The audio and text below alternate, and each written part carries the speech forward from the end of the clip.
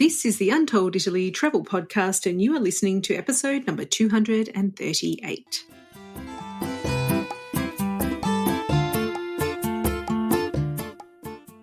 Ciao a tutti and benvenuti to Untold Italy, the travel podcast where you go to the towns and villages, mountains and lakes, hills and coastlines of Bella Italia. Each week, your host, Katy Clarke, takes you on a journey in search of magical landscapes, history, culture, wine, gelato, and, of course, a whole lot of pasta. If you're dreaming of Italy and planning future adventures there, you've come to the right place.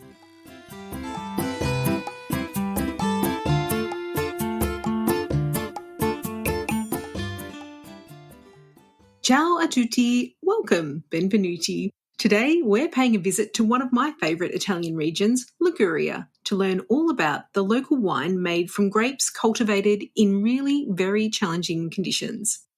Our friends Olivia and Andrea from Italian Wine Tales are here to give you the inside scoop on a region that has been making amazing wine for centuries, but not in great quantities, so it's rare to be able to buy it outside of Italy. If you're not familiar with the Liguria region, it is where you'll find the famous Cinque Terre villages. But as you'll hear, there is much, much more to this wonderful region that hugs the coastline from France in the north to Tuscany in the south. But before we get started, I wanted to mention a new resource that we have available for podcast listeners. With over 230 episodes, I know it might be difficult to know where to dip in and out of, or even find episodes on the places that you want to visit or topics that you're interested in. For some reason, only known to themselves, none of the podcast apps enable searching within a podcast for specific topics. So what we've done is created a podcast guide where you can find what you're looking for, whether that be information on Rome or what to eat in Puglia. Head on over to your podcast app or the show notes at untolditaly.com/238 for episode 238, where you'll find the details on how to access the podcast guide. Well, all of that is thirsty work, so I'm now starting to think of a nice glass of wine. Are you ready? Let's get sipping, shall we? Bentornati. Welcome back to the Untold Italy podcast, Olivia and Andrea. Ciao, Katy. Ciao, everyone. Oh, it is obviously so lovely to have you back on the show, and it's the first time since your wedding, Auguri. It was spectacular. I was there, and it was really fun. I hope you had a good time too. Grads. Yeah, we had the best Katy. time. Yeah, 2 months ago now. It's crazy how fast time flies. But yeah, we had a beautiful time.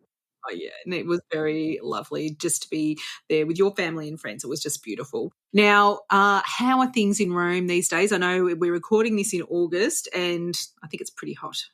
It is stifling. It's like being inside an oven. So all I would say is make sure your accommodation has good air conditioning if you're coming in July and August. It's still quite busy, obviously, with tourists in the centre, but the locals really empty out. And this week is probably the worst week to be here, the week of Ferragosto, which is the 15th of August, because everything's closed except for the very, very centre. You'll find restaurants, obviously, but all the kind of local neighbourhood spots are all closed because everyone's at the beach, rightly so. Oh, good for them. Good for them. Okay, so before we dive into the wonderful wines of the region of Liguria, I'd like you to give everyone a quick rundown on who you are and let them know why you're so passionate about Italian wine. So we're Andrea and Olivia, and we're the founders of Italian Wine Tales, which is an online resource that we created for people to find out more about Italian wine in a really fun and approachable manner.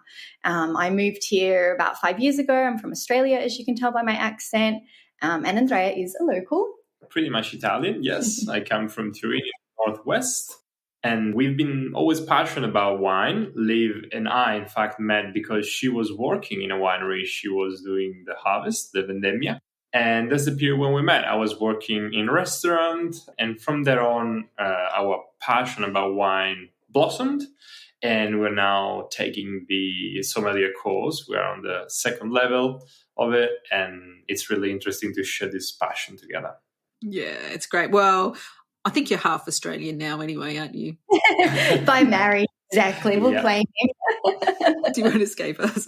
All right. So today we're going to a region whose wine perhaps isn't that well known, but it's actually one of my favourite regions, and that's Liguria.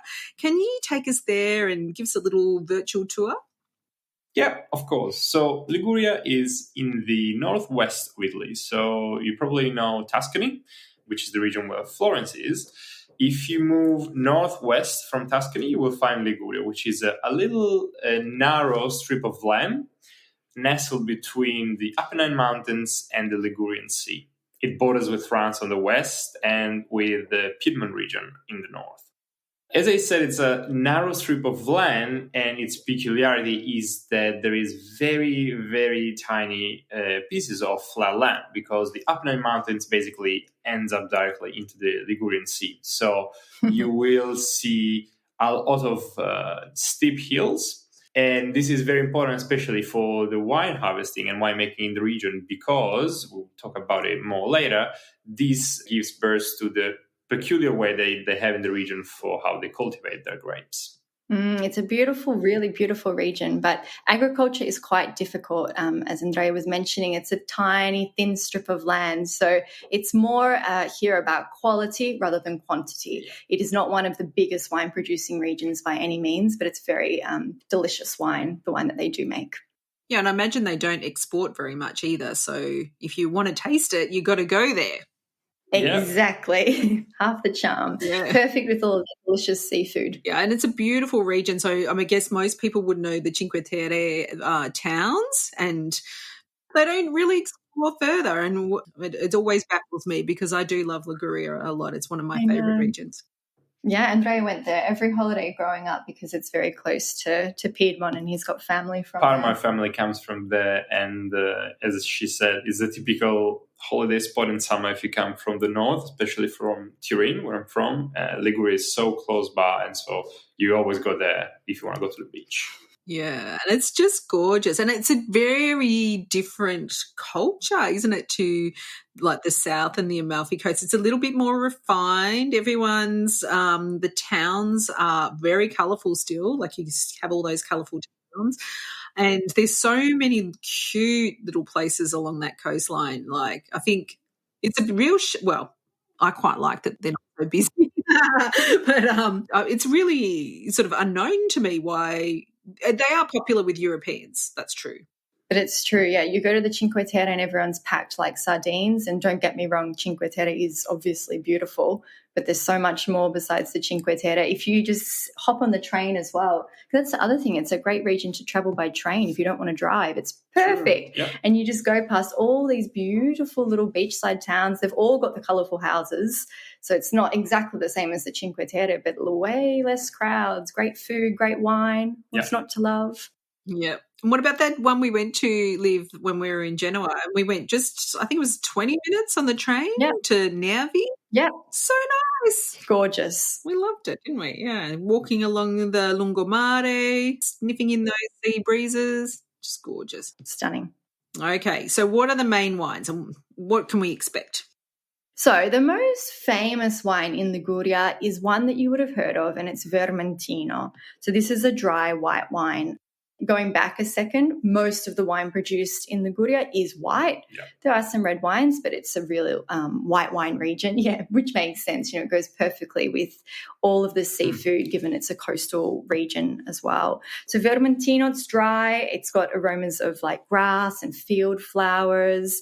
It's quite fruity as well, so you can imagine like sensations of golden apples and peaches. Perfect for summertime drinking, I think. And it goes really well with all of that seafood, as well as some of their pasta dishes, which, of course, you would have heard of pesto, so the pesto pasta. And they also use a lot of walnuts in their cuisine and sauces made with walnuts and pasta. So that's a really great one to try that with. Vermentino is, delicious wine, the most typical. Some of the other white wines that aren't as well known. You might have heard of Pigato because it also grows in other regions, but this is grown along the province of Imperia and Albenga, so along that west coast. It's dry, fruity, mineral. I mean, all of these white wines are going to have that mineral quality just for the sheer fact that they grow along the coast. So it's the sea, and the breeze is all imparted into the soil and into the grapes. A little bit different though to Vermentino. The Pigato is more aromatic, herbal, incense. Again, all that minerality that I really love in a white wine. And then, especially because people might be familiar with or have been to the Cinque Terre. Cinque Terre is famous for their wines, and it's been famous for their wine for a very, very long time. In fact, even in the Middle Ages, wine was a really important part of Liguria's economy as a maritime republic with Genoa, and the wines of the Cinque Terre were well known and even enjoyed by popes. So today, you'll be happy to know you can also enjoy the wine of Cinque Terre if you visit. Like a pope. Exactly.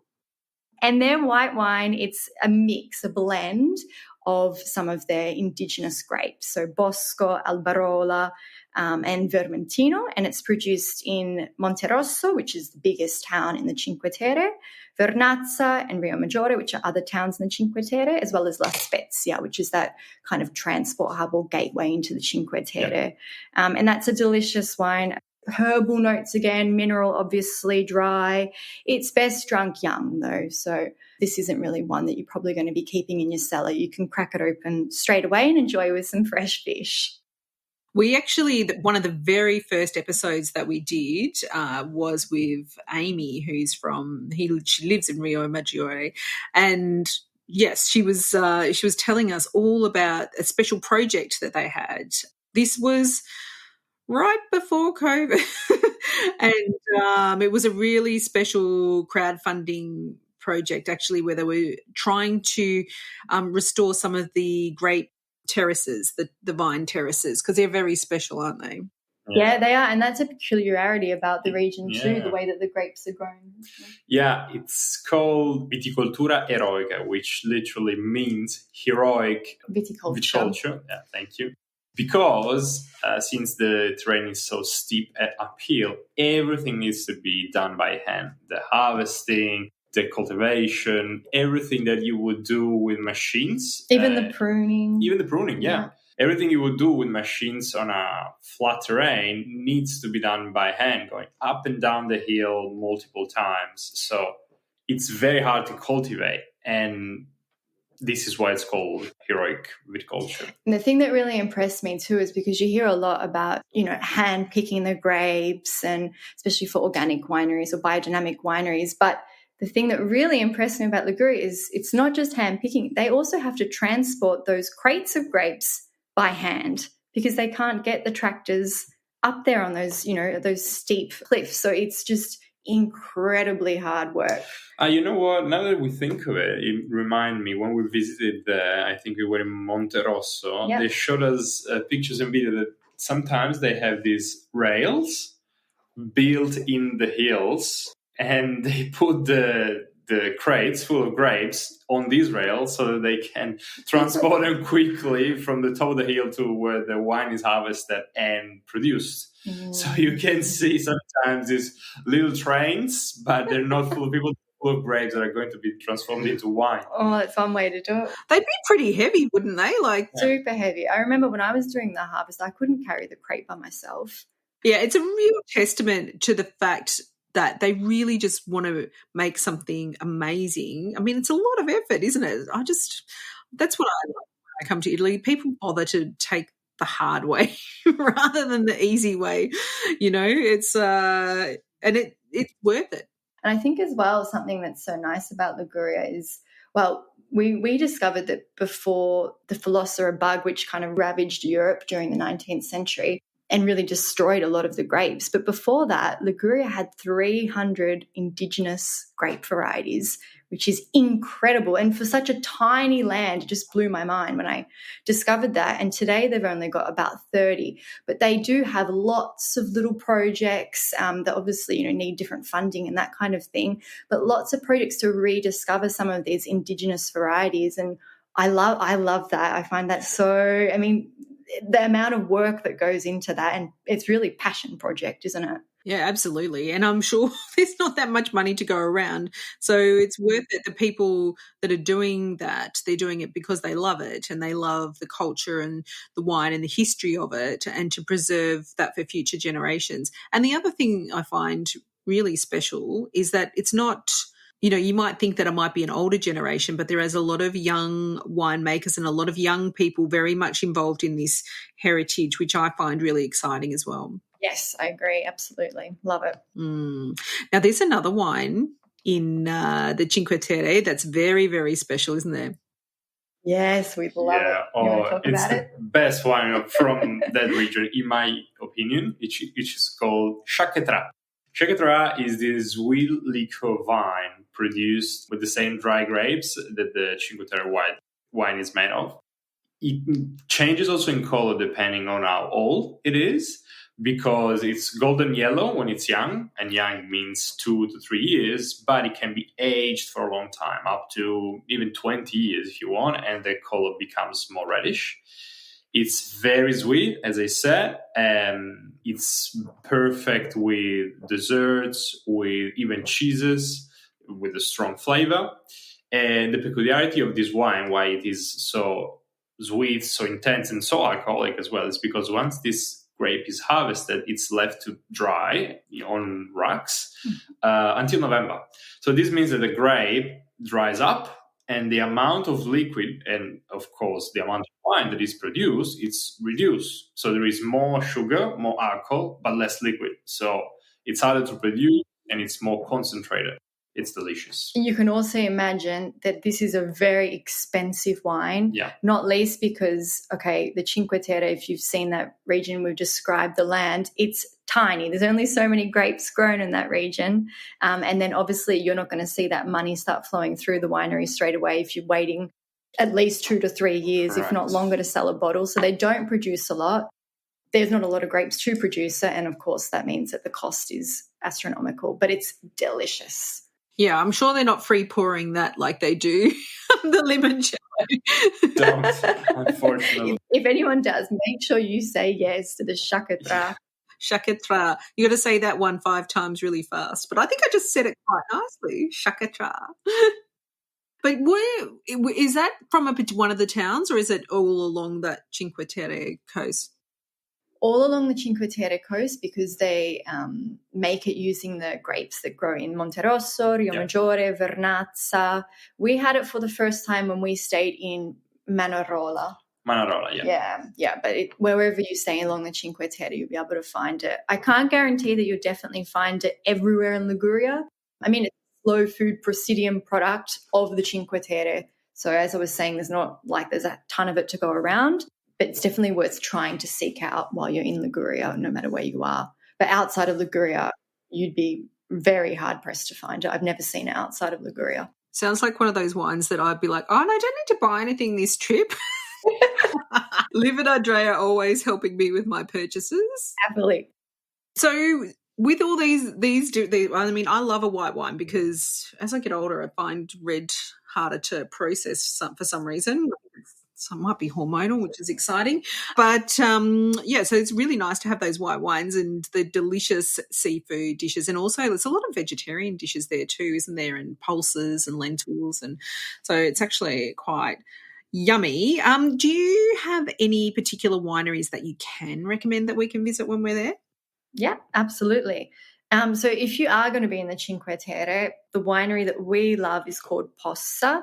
I always remember them because they make very distinctive etichette or wine labels with kind of like cartoon drawings of all of the different towns along the Cinque Terre. So that's a really nice winery to go for a tasting.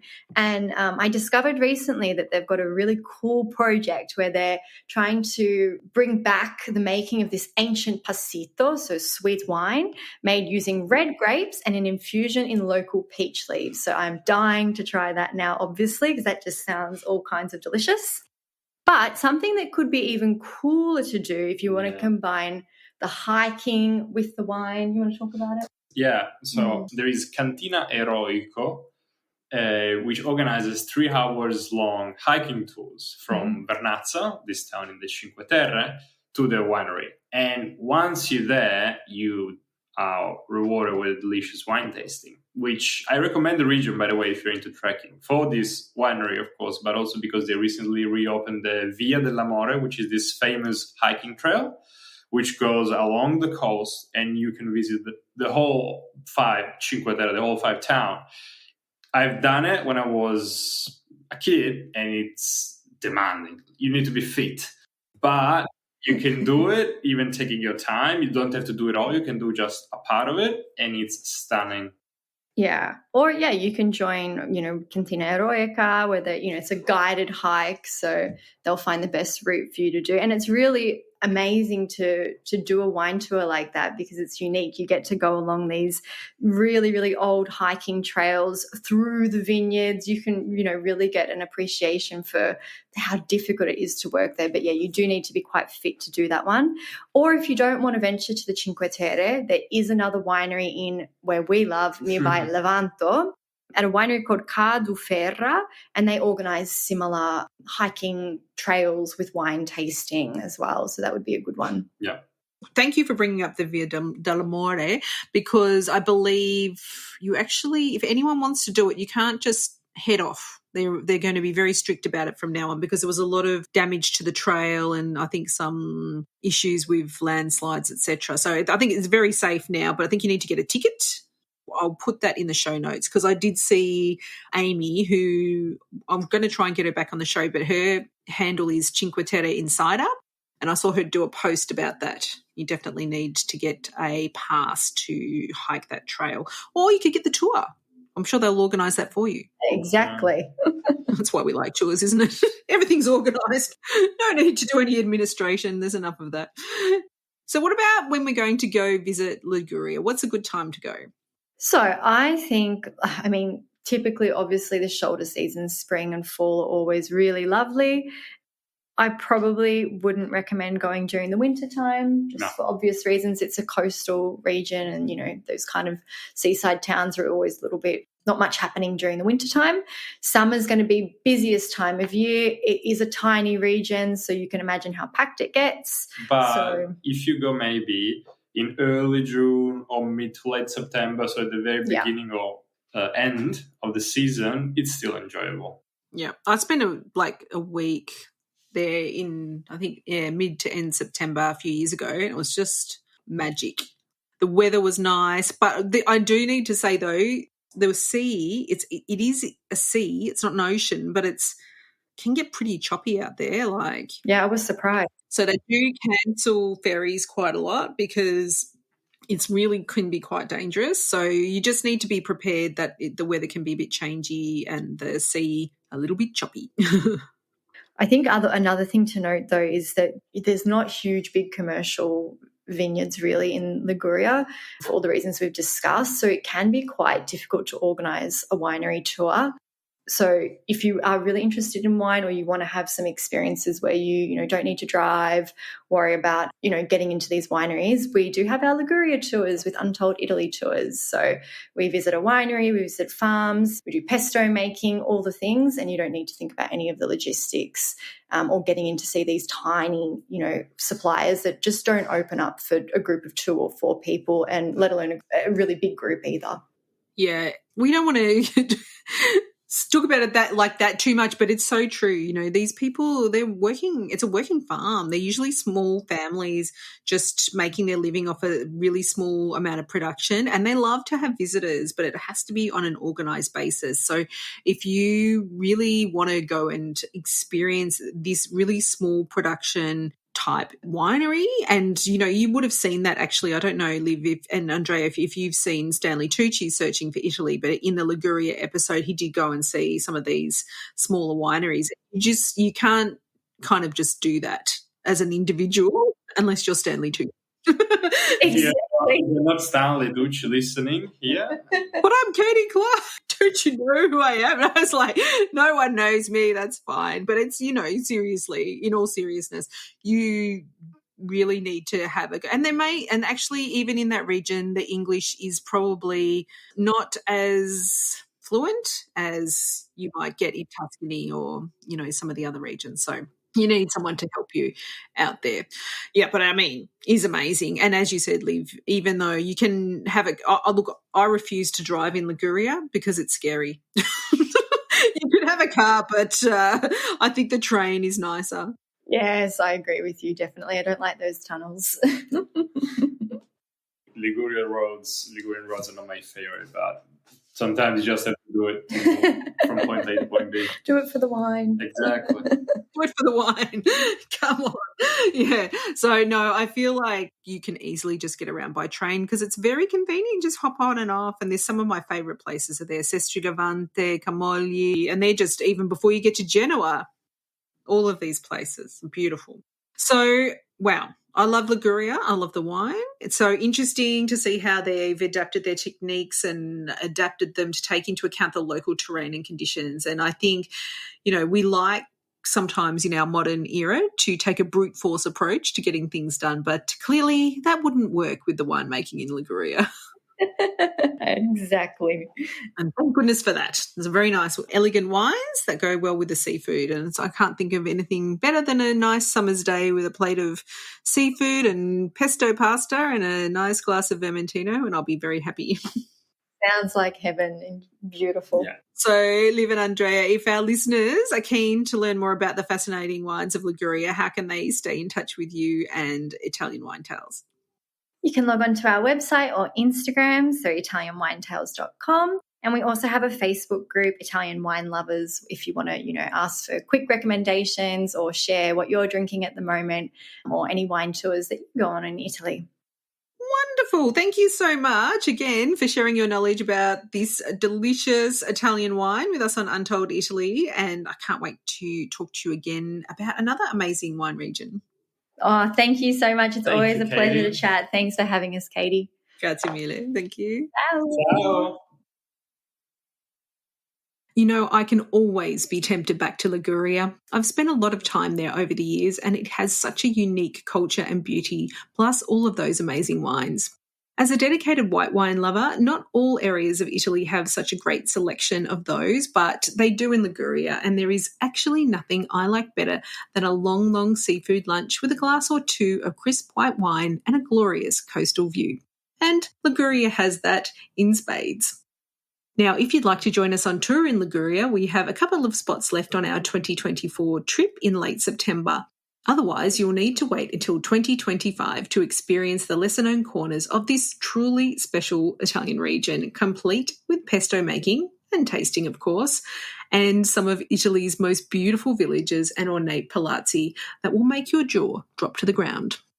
You can find out all about our Liguria tour on our Untold Italy Tours website, and we've put a link to the tour in our show notes also at untolditaly.com/238 for episode number 238.